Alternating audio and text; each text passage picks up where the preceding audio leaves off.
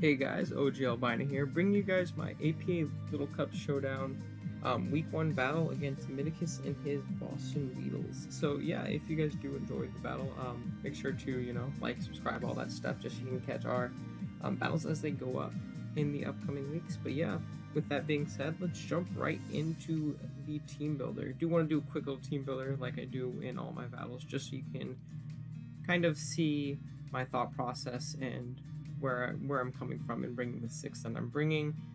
There will obviously be a timestamp in the description if you do want to just skip ahead to see the battle. But yeah, Miticus' team, he's rocking out with a pretty scary team. It should be on your screen as well as ours, but he does have the Drifloon, the Scraggy, the Pharaoh Seed, the Salandit, Voltorb, Squirtle, Barboach, Minccino, Carablast, and Cleffa. While we're rocking out with the Torchic, Elekid, Drillbur, Frillish, Rowlet, Baneri, Jangmo-O, Smoochum, Beldum, and Grubbin. So yeah, initially right off the bat, biggest threats is definitely going to be that Scraggy. I don't have anything on my team that really wants to take that thing on. If it gets boosted to +1, +2, I pretty much lose the game. There's not much I can do about it.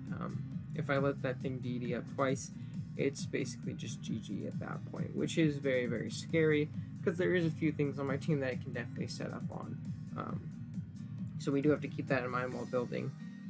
The Minccino is also pretty scary to us if we do lose our checks, let that thing get out of hand, lose our speed control against it, but I believe we should be able to play around it.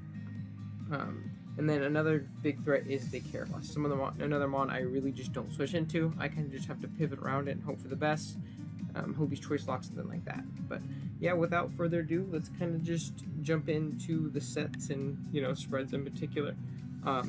First up, we have Torchic. Torchic's really good against his team. Max speed this week, just to tie with Scraggy at that base 15. Protect, just to initially get that speed boost and scout out for priority. Rock Slide to hit the Salandit. After rocks, we always knock that thing out unless he's like a really bulky Eviolite set, which I don't think he will if he brings it.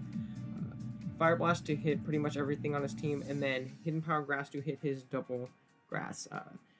Depending on his Squirtle set, we can 2-hit KO him, and Barboach we pretty much always knock out because that thing is 4 times weak to it, so definitely a good move to throw on there. So yeah, that's going to be Torchic. A very good win con this game if we can get the speed boost off.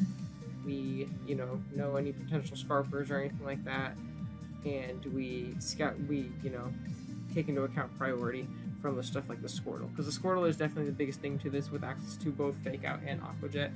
It can check this thing pretty well, so we will have to ship that thing down with the rest of our team. But yeah, next up we have Baneri.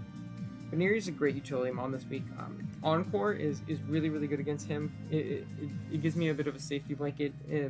He can't really set up on this thing because I can just lock him in, so if he wants to set up a DD with Scraggy, on the Switch, I will 100% click Encore. I can 100% click Encore on that, or I can also click it on the Barboach if he decides to DD on that, or if he decides to go for sub on Drifloon, thinking, oh, he's going to switch out, he can't hit me with his normal stab, which is very, very nice. Return Ice Punch pretty much hits everything on the team. Nothing really wants to take the combination of those two moves aside from maybe Pharaoh Seed. Ice Punch is neutral, but it definitely does pretty much just eat it. Like, it's nothing. And Healing Wish is for our threats in the back, like Torchic to heal it up potentially, or another mon later on the team, or more so our win con this week. But yeah, that's going to be Baneri. Very good utility role this week, pretty bulky with the Eviolite, and yeah. So next up we have Drillbur. Drillbur is going to be running a Choice Scarf this week. It's going to be running an Adamant Nature. Didn't need Jolly for any in particular reason. It gives me Rapid Spin, deters Volt Switch from stuff like the Voltorb and stuff like that. Voltorb can't really touch this thing other than Hidden Powers because of its move pool. We have Shadow Claw for the Drifloon, the only thing that is above the ground and immune to that Earthquake, unless I'm, completely forgetting something. Poison Jab for the Cleffa, because it does do a little bit more than Earthquake if the thing starts setting up and gets out of hand. that could be clutch, and I didn't really need another move because Earthquake kind of blows him back. An Adamant Earthquake, besides the Drifloon, if we can eliminate that thing and make sure it's gone, we can kind of just come in and click Adamant, Scarf, Earthquake, and kill some things. So yeah, that's going to be Drillbur. Very, very, very valuable Scarf for this week. Gives me some good speed control. And speaking of speed control, we have an Elekid. We're running a mixed Elekid this week. 96 attack, 160 special attack, and 236 speed with a mild nature. We didn't need the full 20 speed this week because the only thing that we would be outspeeding, that would be useful for, would be the Voltorb, and I'm not really worried about speed tying with that. I wanted that extra power on my T-Bolts, my Volt Switches, my HP Grass, because the only thing he has from stopping this from Volt Switching all over his team is that Barboach. And Barboach gets absolutely demolished by a mild Hidden Power Grass, which is very, very nice. T-Bolt is also very spammable, especially in the late game. We could potentially clean up with that. And then his only other resist would be that Ferrothorn potentially, and Fire Punch, I believe, with the 96 attack investment. We either knock it out or we knock it out pretty easily with some chips. So, yeah, Elekid's really good as a wall breaker this week with the Life Orb. It really just goes in and hits his team super, super hard. So yeah, can really just dent him. Next up, we have our Wincon this week. I'm really excited to use this Pokemon this week. It has an amazing matchup, and that's going to be Jangmo-O. We're rocking with the Lumberry and the Bulletproof ability. So Bulletproof plus Lumberry lets us set up on a lot. Bulletproof lets us pretty much wall Ferrothorn. Bullet Seed and Gyro Ball both aren't going to be able to touch us due to the ability, and Lumberry stops him from being able to T-Wave us with Ferrothorn or Voltorb or Skull Burn us with Squirtle, or more importantly, what I was thinking is Will-O-Wisping us with the Drifloon. Because if he is just carrying Mono Shadow Ball, Drifloon, which I don't think he will, I think he'll have some kind of coverage for that, because we do have in Buneary, but if he is, just carrying that Shadow Ball coverage alone, and he comes in as we DD, and then tries to burn us to kind of deter us, and we eat that Lumberry and get to +2. Once we get to +2, everything dies. Nothing stops this thing, as long as we are at a sufficient amount of health. Brick Break hits that Ferrothorn. I'd still like, even though we do pretty much well, I'd still like to be able to hit it super effectively. Iron Head hits that Cleffa, and so with some chip that thing's dropping to a +1 Iron Head, and Dragon Claw hits everything else. Because his fairy is pretty low tier, spamming dragon moves is going to be very nice against his team, because we do have the coverage for the two things that would be able to resist it. So that's going to be Jangmo-O. Definitely a very, very viable Wincon this week. Really excited to use it. And finally, we have Frillish. Frillish is going to be our Scraggy check.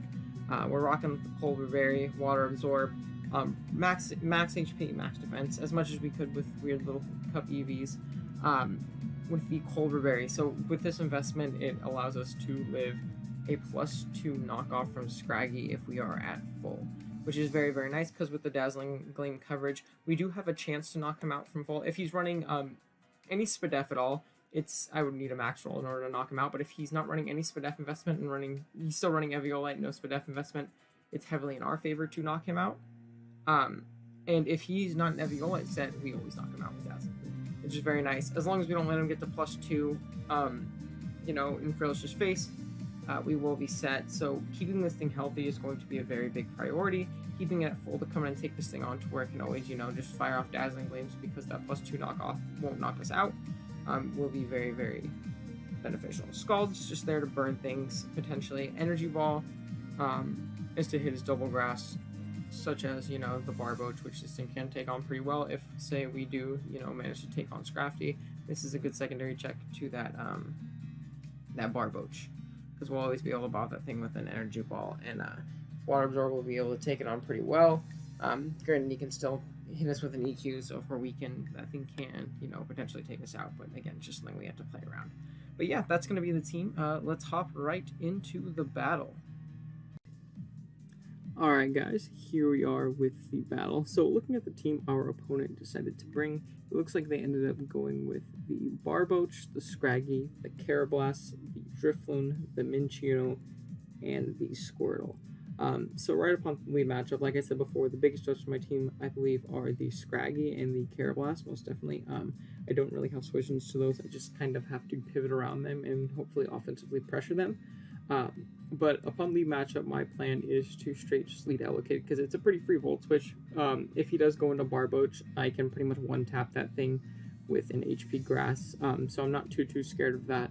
And otherwise, we can just kind of click a stab move. So yeah, with that being said, let's jump right into the battle.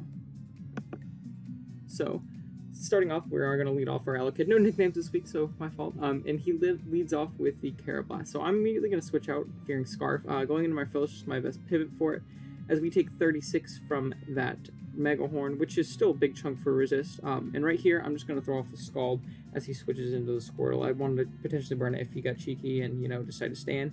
And right here, he's going to pivot out. I'm assuming expecting the Grass type move into a Scraggy as we just recover up because health is really important on this, which is good because if we didn't, he ends up critting that knockoff. So if he would have critted it where we were at before, we would have died.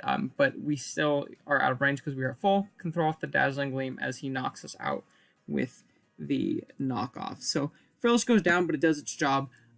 As we can kind of go into Elekid, I'm just going to throw off a Hidden Power Grass because it knocked out the Scraggy from this range.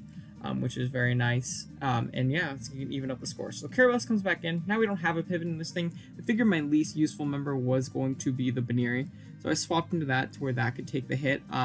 As he is just going to 2-tap us with the Mega Horn and we're going to lose our Baneri. So very fast-paced game so far. We're going to go into our Torchic and we're going to make a little bit of a prediction, go for the HP Grass. Being that this thing was so good against me, I didn't think he would risk staying in with it. As we see that this thing is most likely Spadef and it is likely out of range of, you know, another HP Grass. I am going to protect here just to scout and see what he wants to do.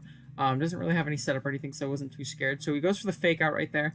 And right here, I am going to switch out again because I can't knock him out, and I wanted to see if he had the priority in Aqua Jet, as he does. And we go right into our Jangmo-O.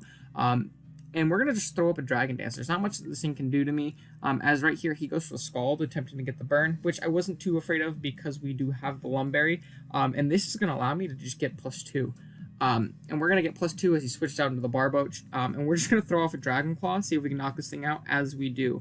So game's looking really nice from this point. Not much is stopping Scraggy. He's going to go back into his Squirtle. And go for a Fake Out, just trying to slowly chip us down, which is, you know, his best play at this point. Even his Scarf Carablast does not outspeed us, and everything is in range of a +2 Dragon Claw. We're going to throw out another one. We're going to knock out that Minchino, which is another really big threat, being that we lost our Ghost type, so there on that thing goes.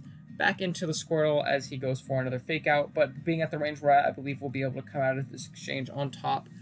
Just because of the range where health we're at, and I think he's a minus attack nature. So he's going to switch out. He's going to sack his Carablast, which pretty much seals the game at this point, because even if Scraggy does go down to some crit Fake Outs into, like, you know, Aqua Jet or something like that, we do have Elekid in the back to outspeed and just Thunderbolt through everything. So he's going to go for another Fake Out. As he goes for an Aqua Jet, he could have swapped out again, maybe saved differential, but I think he knew at this point the game was over. As we do just go for another Dragon Claw, knocking out the Squirtle, and all that's left is going to be the Drifloon, and that thing is not taking a +2 Dragon Claw. So Jangmo-O really putting in the work this week, doing what it came to do this game, get +2 and win, just like I said in the team building portion. That's all we really need from it. Not much was taken afterwards, especially being that he didn't bring the Cleffa, so we didn't need to weaken that thing. He didn't have that initial switch into if we did DD up, and we could just kind of spam our Dragon move. If we had Outrage, this game would have been yeah, even more convincingly over, but it didn't really matter because +2 Dragon Claw knocked everything out regardless. So yeah, GG's to Miticus, really cool guy. Really fun game. Glad that, you know, my Jangmo-O got to put in the work, even as a tier 3 mon, picking up 5 kills this game and giving us a nice convincing 4-0 win. So yeah, thank you guys so much for watching. Be sure to sub if this is your first time catching a battle around here, just so you can catch this vid as it go, these battles as they go up, as well as our NCP Wi-Fi run or our Cap Season 2 run and all that stuff. So yeah, thank you guys again. I'll catch you next time. Later.